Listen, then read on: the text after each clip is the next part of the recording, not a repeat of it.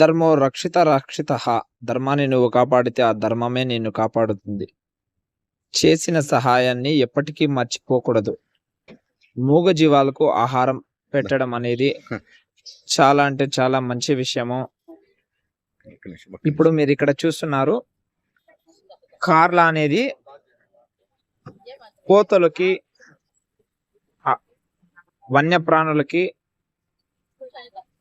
సంబంధించి ఆహారాన్ని తెచ్చి మనకు దగ్గరలో ఉన్న అడవుల్లో ఇవ్వడం వలన ప్రస్తుత పరిస్థితులలో అడవులలో ఆహారం దొరకని స్థితిలో వన్యప్రాణులు రోడ్లపైకి వచ్చి వాహనదారులు ఏవైనా ఇస్తారా అనే ఉద్దేశంతో చూస్తూ ఉంటాయి. చూడండి, ఇక్కడైతే కోతులకైతే ఆహారాన్ని అందించడం జరుగుతా ఉంది.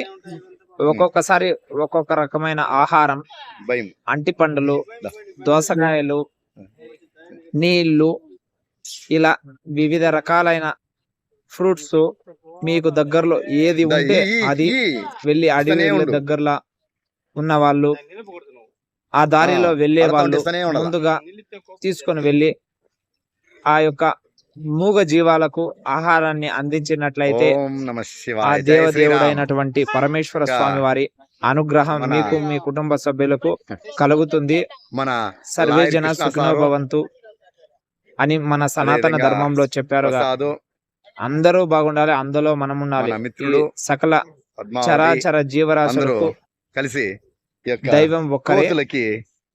అలాంటి ఆహార పదార్థాలు అందజేస్తున్న ఆ దైవాన్ని పూజించాలి అంటే ముందుగా ఇలా ఆకలితో, దాహార్తితో ఉన్న ప్రాణుల యొక్క ఆకలిని తీర్చడంలోనే ఉంది ముఖ్యంగా దైవ గుణం. కాబట్టి మీరు మీకు దగ్గరలో ఉన్న ప్రాంతాలలో లేదా కనీసం మీ ఇంటి దగ్గరైనా కానీ ఈ పక్షులకి ఈ వేసవిలో తాగేకి నీళ్లు పెట్టండి.